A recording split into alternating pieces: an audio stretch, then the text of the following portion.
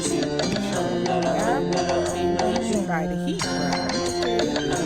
But now we hear Lana living, breeze blowing. You have to calm down a little bit under the tree. Where the breeze is just right now, right? It ain't too hot no more because you was inside the house, right? I was, yeah. And you old school, you ain't go full with air conditioning. Well, I bother with air conditioning when it's needed Mm, and when it's available too. I see. Well, Two things have to be. we had a show the other day, Mm-hmm. last week, and we discussed some things about why and man and this and that. Today we can go shift to a different ball game altogether. Okay. And we can discuss behavior, why people so this and so that, and we can share the knowledge and try to bring some clarity to why we having all these problems. Behavior, crime, and we try our best today to educate, motivate, and most of all, inspire the black race. That's why I have the problem, not the white, the black race. And you know, you got this thing called, how they say, black American or black African American. Afro-American. Afro-American, what a nonsense. It's just nonsense. So we're in Afro-Caribbean? No, you're black. Everybody come from one place. Okay. All right. So either you're black or you're white. Okay. And you can't be Afro-American or just American. You either American Or you're something or else. you're Bahamian or you're Puerto Rican or you're this or that. So Okay. ain't no black. See, they just did that to stop the word nigger. See, Negro? yeah, Afro-American sound good. Yeah. Better than call. Euphemistic. Yeah, it's better than saying nigger or black. So we mix it up. Boy, but listen, black race should be proud of their blackness because the black heritage is so rich. There's no other thing and you need. All you need is you're a black man. Proud, happy, and strong. Yeah, black American. But you ain't got to say that because you American. Or if you're Bahamian, you're Bahamian. So we got to get rid of all of this.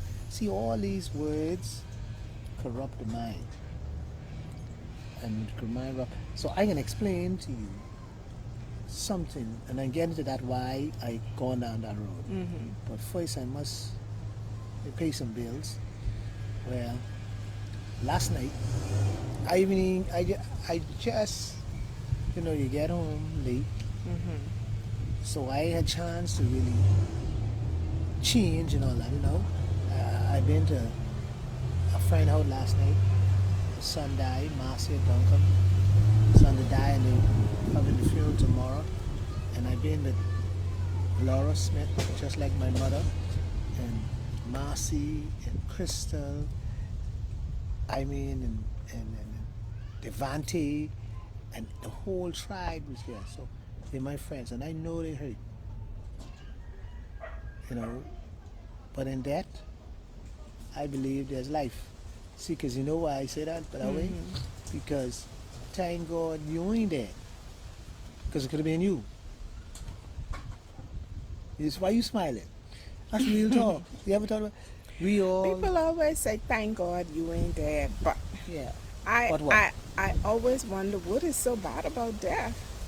Let me tell you what is bad about that. It is bad about that because the people you left behind, they hurt. But And they hurt bad. But So what's bad about that? but But what? you might have been hurting worse than they could feel the hurt after you gone. So you stop to think about that. After I gone, I wouldn't know. Exactly. I couldn't care but less. when you were alive, who's to say that the hurt that you were experiencing was not deeper than the hurt that they experienced as a result of you leaving?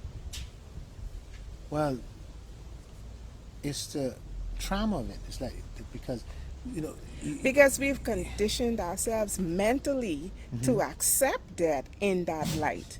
But that is a transition.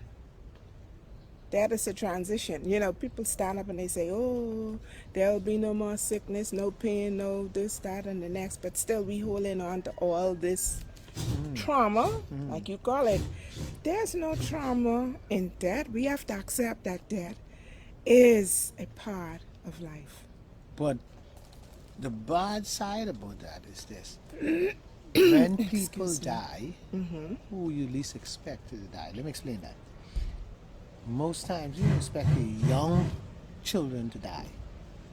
You expect old people Exactly. to die. So Again. so that's where the trauma comes in. Because how do you tell somebody that I feel their pain, or I sorry, or give my condolence? See, there's nothing you really do, because when you leave, they live that by themselves. That's a trauma they go through by themselves. When they go to bed, see, you could speed it up as much as you want. Let's don't talk about it. Let's sit here and everything. We ain't got to talk about. But when you leave, she got to deal with that by herself. Even if the husband in the bed, she said, it's an individual thing. So when a mother born a child, it's hard. See, man don't really too care who, because we just don't care. We just live in man just live in the world to live the world and go on, and you know, we got I food hear to you. eat, a woman to worry, check for. We all right. Woman got to get all the color and all the I think it's just how we've been socialized to think We all that wired that is different. something bad. Yeah. To me, that maybe, you know, I've matured Yeah, it's and the pain. see life differently. But I think maybe like 15 years ago, I probably would have identified with that. And I could identify in looking at the past. But in all honesty, we have to be realistic and So- realize that. So let me get this out the way. Since you bring it, so you tell me if I die tomorrow, you ain't gonna cry in pain, and you ain't got no pain. No, you can say Tony gone. You serve your That time. sucker gone and that's it? Live the life, you know. And if the person was good to you, you appreciate and cherish the good. And if they were bad, then you pray that. But let me go on record and tell the people out there, I'd be disappointed in my grave if you tell me you won't hate when I die, and I sitting here every Saturday with you, and you tell me you ain't care. Life goes on. Okay, that goes. Let's stay with my show, because before me and you start a big fight. Life goes So- on. so- Now I'll tell you, right? Because most people know me. When I've lost loved ones, I had a sister that I lost over 30 years ago, and that was hard for me because we grew up very close. When my grandparents died, that was hard. I had a dear cousin that died. That was, but at the end of the day, you know, life is a journey. You transition from this life into the next. Well, I ain't gonna go on that journey anytime soon. So you keep that. You won't go on that journey. You go by yourself. Right now, things too good for me. I can't go on that And the journey. thing about it is you stay in the present, forget about what can happen down the road. When it happens, you deal with it, move on. Well, I hope when mine's happen, I ain't know about it. Or you won't. No, I don't want to know about it. You won't. Whatever they do, and don't wake me up neither if it happens. Because I know the foolishness I do on this earth. I don't want to face that in the next earth. So don't wake me up. Let me stay sleeping. Or let me stay back there. Don't, because I don't want to know. Because the Lord above can have some serious question for me when I get there. He can like, brother, you sure you come here? You sure this is where you will be? See, and I have this vision of that, you know. I have this vision of that is like 3 doors.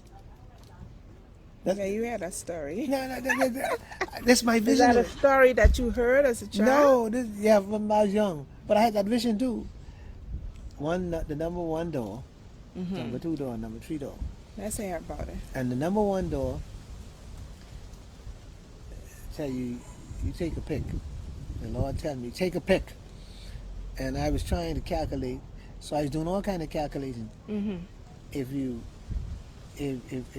tree is like two circles trying to get a cut in half, I'm going there because that's a half a tree. So I'm going there. And then two,